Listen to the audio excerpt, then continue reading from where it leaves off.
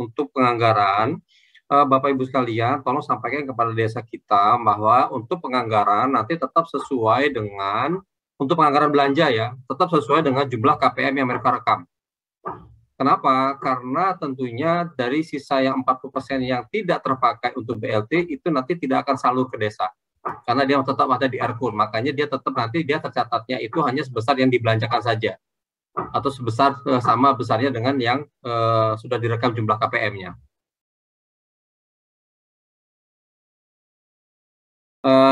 Jadi kalau untuk pelaksanaan kegiatan untuk ketahanan pangan hewani yang 20% itu memang dilaksanakannya harusnya langsung kepada kelompok tadi. Karena kalau dia lewat BUMDes itu jadi nanti jadi pemberdayaan gitu ya, pemberdayaan ekonomi itu jadinya bukan untuk ketahanan pangan. Jadi Bapak Ibu sekalian, kalau menurut Bu Furi ini justru nanti harusnya dilaksanakan oleh masyarakat ya atau kelompok masyarakat tadi. Jadi itu jadi belanja langsung, jadi bukan melalui BUMDes. Realokasi, ini ada beberapa hal sebenarnya yang hampir sama nih pertanyaan untuk relokasi ya. Terutama Bapak Ibu sekalian, sebenarnya kebijakan untuk realokasi ini nanti akan dilihat ya, kalau di dalam pasal 52 itu sebenarnya ada bunyi itu ya, bahwa kewenangan untuk melakukan realokasi itu nanti ada dasar pertimbangannya atau ada triggernya. Jadi misalnya seperti tahun 2021 kemarin kita tiba-tiba dana desa diminta untuk memberikan stimulus untuk penanganan kemiskinan ekstrim misalnya. Nah tentunya nanti hasil realokasi itu nanti penggunaannya diarahkan kepada ternyata di program-program prioritas yang menjadi trigger dari realokasi itu sendiri, Bapak Ibu sekalian. Ya, jadi memang kita tidak memfokuskan nanti penggunaannya itu untuk BLT lagi, tetapi kita bisa gunakan untuk yang lainnya, namun dia sesuai dengan program prioritas yang ditetapkan oleh pemerintah yang menjadi trigger dari realokasi tadi. Ya, jadi saya juga tadi baca ada beberapa di dalam kolom chat juga pertanyaan-pertanyaan seperti itu. Jadi kita sudah mempertimbangkan hal tersebut. Di dalam PMK memang kita sudah atur mengenai fleksibilitas penggunaannya. Jadi gambarannya begini, memang kita membolehkan desa itu untuk melakukan penyesuaian atau realokasi penggunaan 8%, tetapi dia tetap harus memenuhi persyaratan atau kriterianya. Nah, di dalam PMK ini kita atur bahwa desa boleh melakukan penyesuaian atau adjustment terhadap penggunaan 8% untuk COVID tadi itu untuk kegiatan lain, tetapi harus ada tenggang waktunya. Nah, kalau saya nggak salah 3 bulan nggak salah ya, 3 bulan sejak bapak-bapak ibu-ibu anggarkan di APBDes. Nah kemudian dalam kurun waktu itu kemudian kondisinya masih PPKM level 1 atau mungkin zonanya hijau, maka itu bisa digunakan atau direalokasi untuk kegiatan yang lainnya, kegiatan prioritas lainnya. Namun tetap tidak 100% dihilangkan 8% itu kalau memang belum digunakan. Jadi tetap ada dana yang dicadangkan untuk penanganan COVID. Karena Bapak Ibu sekalian, untuk kegiatan penanganan COVID itu kita tidak semata-mata dalam rangka untuk melakukan pengobatan atau penanganan ya, tapi termasuk juga untuk pencegahan. Jadi misalnya Bapak Ibu sekalian mau mengadakan misalnya pengadaan masker untuk masyarakat, itu termasuk salah satu kegiatan pencegahan yang masuk dalam koridor penanganan COVID. Atau misalnya Bapak Ibu sekalian ingin melakukan disinfektan di wilayah desa misalnya, atau kita mau membuat tempat cuci tangan misalnya gitu ya, itu merupakan kegiatan-kegiatan sifatnya preventif yang sifatnya pencegahan. Nah itu tetap bisa kita lakukan ya. Jadi 8% itu tidak serta-merta semuanya digunakan untuk kegiatan lainnya atau direlokasi ke kegiatan lainnya. Bapak, yang kami maksud dengan juknis yang diterbitkan oleh Bupati Wali Kota itu adalah juknis yang terkait dengan bagaimana pola belanjanya di APBDes. Jadi misalnya kalau selama ini Bapak Ibu sekalian, kalau kita mau membelanjakan dana di APBD itu ada petunjuk-petunjuk teknis yang digunakan sebagai standar untuk pelaksanaan kegiatan. Misalnya penentuan harga dasar gitu ya. Kemudian tata cara pengadaan dan lain sebagainya. Itu yang kita maksud dengan juknis yang terkait oleh kabupaten kota. Dan itu menurut saya itu tetap diperlukan oleh desa untuk bisa melaksanakan kegiatan-kegiatan yang ada di pemerintah desa. kepala desanya tersangkut masalah hukum, kemudian dia mendapatkan alokasi kinerja, Bapak, jadi memang saat ini penilaian terhadap kinerja desa untuk penerima AK itu masih dilakukan secara kombinasi antara pemerintah pusat dengan pemerintah daerah. Sebenarnya kami juga mengharapkan bahwa fakta-fakta yang ada di lapangan, yang empirik tadi, itu bisa menjadi bagian dari penilaian.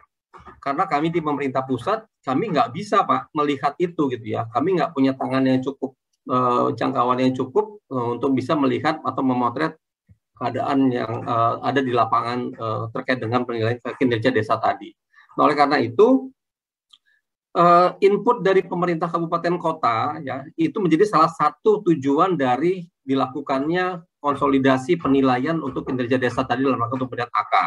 Nah, apabila desa itu memang yang kita anggap bermasalah kemudian dia mendapat alokasi kinerja, karena memang berdasarkan penilaian kinerja itu kita melihat bahwa nilainya memang baik.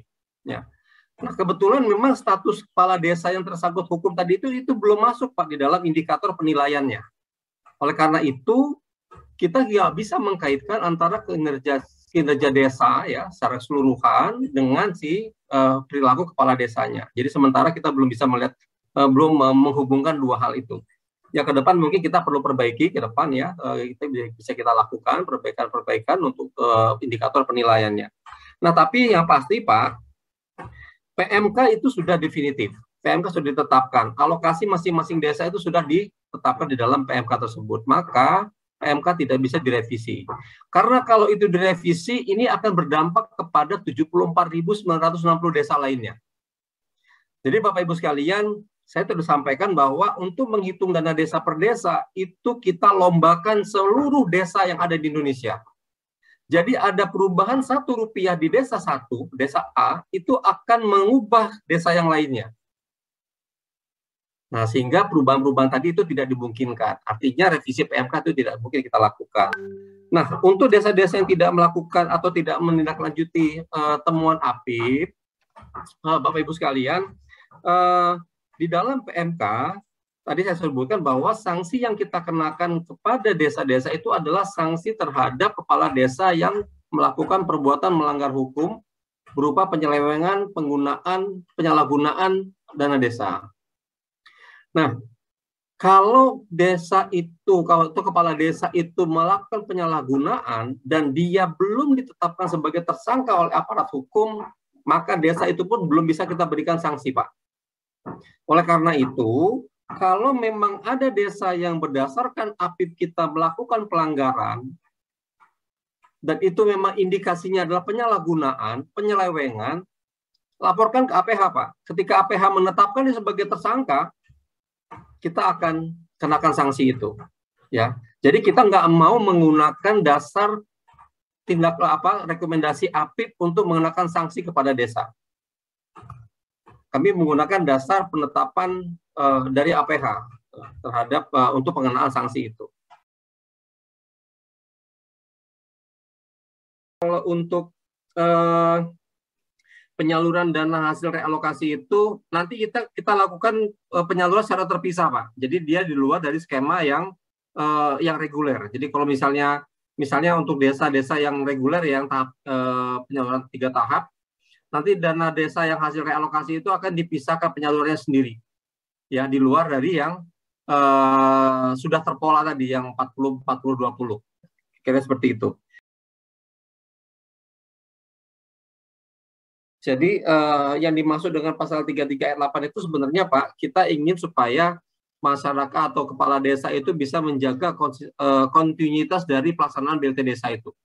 Jadi kalau misalnya katakanlah di bulan pertama KPM itu 100 KPM, itu kita harus jamin bahwa pelaksanaan pembayaran BLT desa itu berjalan selama 12 bulan Pak, sampai di akhir. Ya. Kecuali kalau misalnya tadi ada yang meninggal atau misalnya pindah, maka desa punya kewajiban untuk mencari penggantinya. Itu yang diatur di dalam pasal 33 ayat 8. Dan kalau untuk kriteria A sampai F itu bisa salah satunya, Pak. Jadi salah satu aja masyarakat kita memenuhi kriteria dari A sampai F itu, maka yang bersangkutan sudah layak untuk mendapat atau kita jadikan sebagai KPM atau penerima manfaat BLT Desa. Memang kita merefernya ke Permendes, Pak. Jadi Permendes itu nanti yang justru yang mendetailkan apa yang menjadi rincian kegiatan dari program ketahanan pangan hewani. Jadi memang harusnya yang kita sebut dengan program ketahanan pangan hewani itu tidak semata-mata kemudian langsung terfokus kepada kegiatan yang berkaitan dengan ketahanan pangan dan hewani. Misalnya kita hanya bicara mengenai peternakan atau kita hanya bicara masalah perikanan gitu ya, atau budidaya, enggak itu aja sebenarnya. Tapi bisa saja misalnya terkait dengan bentuk pembangunan irigasi. Ya, itu kan penting ya untuk ketahanan pangan, untuk pertanian ya. Atau misalnya untuk infrastruktur lain, misalnya jalan misalnya ya, jalan tani dan sebagainya. Itu sebenarnya adalah hal-hal kegiatan-kegiatan yang bisa kita manfaatkan untuk penggunaan yang 20% untuk ketahanan pangan hewani tadi. Intinya adalah bagaimana supaya kegiatan yang kita susun itu, yang kita rencanakan itu menunjang kepada program untuk penguatan ketahanan pangan dan hewani. Ya itu nanti patut kita pertimbangkan, Pak. Tergantung nanti dengan arah kebijakannya pemerintah, maunya seperti apa yang menjadi tujuan utamanya gitu ya. Karena kalau kita kembalikan lagi ke desa yang bersangkutan, Pak, jadi sia-sia juga kita buat pola ini ya. Jadi nggak ada guna juga nih kita buat pola seperti ini. Tentunya kita buat pola seperti ini itu adalah bagaimana kita bisa meratakan ya, menyetarakan keadilan untuk desa yang mungkin dia tidak bisa melaksanakan program-program prioritas pemerintah karena memang kondisinya sudah cukup baik, dan lebih baik uangnya itu bisa kita berikan kepada desa lain yang memang membutuhkan untuk kegiatan program yang lainnya. Gambarannya itu Bapak Ibu sekalian, kalau ada desa yang sudah bisa melaksanakan sampai lebih dari 40%, itu artinya memang desa itu sudah masyarakat yang membutuhkan di desa itu lebih banyak dibandingkan dengan desa lain yang tidak bisa memenuhi 40%. Nah, itu yang perlu kita berikan keseimbangan. Intinya adalah kita mau mendorong supaya desa-desa itu mempertahankan pembayaran BLT-nya itu selama 12 bulan ya Bapak Ibu sekalian ya. Karena kita lihat pengalaman 2020-2021 itu banyak juga BLT desa dibayarin 3 bulan, 4 bulan, 5 bulan, sisanya nggak dibayar tuh. Ya. Nah, jadi atau istilahnya itu ada penurunan jumlah KPM. Nah, itu yang nggak kita inginkan. Jadi emang kita ingin memaksa supaya desa itu bisa melaksanakan pembayaran BLT selama 12 bulan. Bahkan tadi saya sampaikan juga kalau ada yang meninggal dalam perjalanannya, itu kemudian diberikan kepada ahli warisnya. Atau misalnya ada penerima manfaat yang pindah lokasi misalnya ya, itu wajib kewajiban pemerintah desa untuk mencari penggantinya. Kalau memang nggak ada lagi yang memenuhi syarat ya sudah, mau diapain gitu ya, ya udah silakan aja, itu nggak usah kita paksakan juga, jangan sampai nanti malah cari-cari jadi orang yang nggak pas juga yang terima. Tapi saya sih yakin ya masyarakat kita itu sebenarnya yang perlu bantu itu banyak sekali, saya yakin itu sebenarnya. Cuman masalah kita mau atau enggak melaksanakan. Kita ingin melaksanakan sebenarnya. Apabila dana BLT desanya itu baru diajukan pada bulan Februari, maka desa tadi itu secara akan mendapatkan BLT desa untuk keperluan penyaluran bulan Januari, Februari, dan bulan Maret yang diterima di bulan Februari.